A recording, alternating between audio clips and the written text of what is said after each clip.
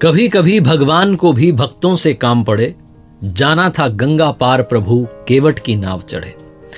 नमस्ते दोस्तों, मेरा नाम है आरजे कार्तिक। रामायण के उस प्रसंग की बात आज कर रहा हूं लर्निंग सीरीज में। सीखोगे नहीं तो जीतोगे कैसे। ये वो प्रसंग है जो जीवन का सार सिखाएगा, सार समझाएगा। भगवान श्री राम माता सीता भ्राता लक्ष्मण के साथ 14 वर्ष के वनवास पर थे। वो घूमते घामते जब पहुंचे गंगा किनारे तो समस्या थी गंगा नदी को पार करने की। भगवान श्री राम की भेंट हुई अपने मित्र निषाद राज से, और निषाद राज एक केवट को जानते थे जो नाव चला करके लोगों को नदी पार करवाते थे। तो केवट को न्योता दिया गया, केवट को बुलाया गया। केवट ने जैसे ही प्रभु श्री राम को देखा, चरणों में साष्टांग दंडवत प्रणाम किया, क्योंकि केवट प्रभु श्री राम की पूजा पहले से कर रहा था। उसे तो दर्शन मिल चुके थे, वो तो प्रफुल्लित हो गया था।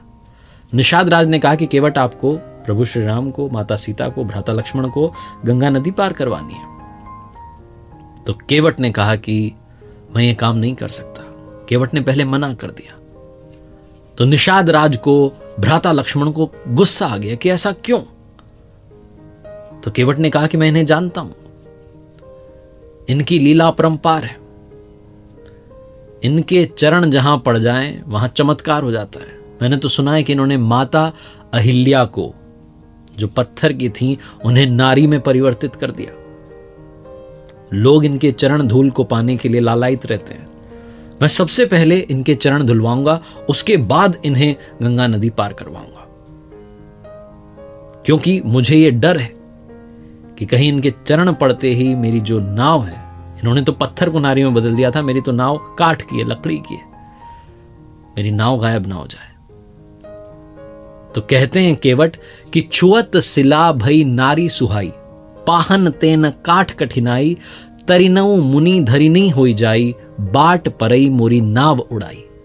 मुझे डर है, आशंका है कि इनके चरण छूते ही पत्थर की शिला सुंदरी हो गई, सुंदर स्त्री बन गई, मेरी नाव काठ की है। ऐसा ना हो कि मेरी नाव गायब हो जाए। मेरे लिए आजीविका का बस यही साधन है। गुस्सा आ रहा था भ्राता लक्ष्मण को, निषाद राज को, लेकिन प्रभु श्री राम केवट के भाव समझ रहे थे और उन्होंने कहा कि ठीक है, मैं आपकी बात मानने के लिए तैयार हूं। आप हमारे चरण धुलवा दीजिए, उसके बाद हम नाव में बैठेंगे। इतना सुनते ही केवट ने अपनी पत्नी से कहा कि एक पात्र में गंगा जल भर के लाइए। केवट प्रभु श्री राम के चरण धोने लगा और जो चरण कमल थे, जो चरणामृत था, उसे पीने लगा। उसने प्रभु को प्रणाम किया, उनकी आरती की। उसके बाद प्रभु श्री राम, माता सीता, भ्राता लक्ष्मण नाव में सवार हुए और खुशी खुशी केवट ने इन तीनों को गंगा के उस पार छोड़ दिया। जैसे ही प्रभु श्री राम, माता सीता, भ्राता लक्ष्मण उतरने लगे नाव से, तो प्रभु श्री राम ने इशारों में माता सीता से कहा कि उतराई, यानी कि जो भेंट है वो देना चाहिए अब हमें।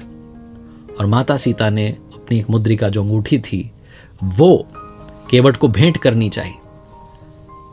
लेकिन तब केवट ने हाथ जोड़ के कहा कि प्रभु क्षमा कीजिए, लेकिन ये सृष्टि का नियम है कि जो एक जैसा काम करते हैं, समान कार्य करते हैं, वो एक दूसरे से कुछ भी पैसे नहीं लेते हैं, भेंट नहीं लेते हैं। जो बाल काटने वाला है वो दूसरे बाल काटने वाले से कोई राशि नहीं लेता है, कोई उपहार नहीं लेता है। जो भोजन बनाने वाला है वो दूसरे भोजन बनाने वाले से उपहार नहीं लेता है। और आप और मैं तो समान कार्य करते हैं। तो प्रभु श्री राम ने कहा कि कैसे? भगवान थे लेकिन नर लीला रच रहे थे, इसलिए वही सामान्य बुद्धि वाला तार्किक प्रश्न किया कि कैसे? मैं तो केवट का काम करता नहीं हूं, मैं तो केवट नहीं हूं, मैं तो लोगों को नाव से इस पार से उस पार नहीं उतारता।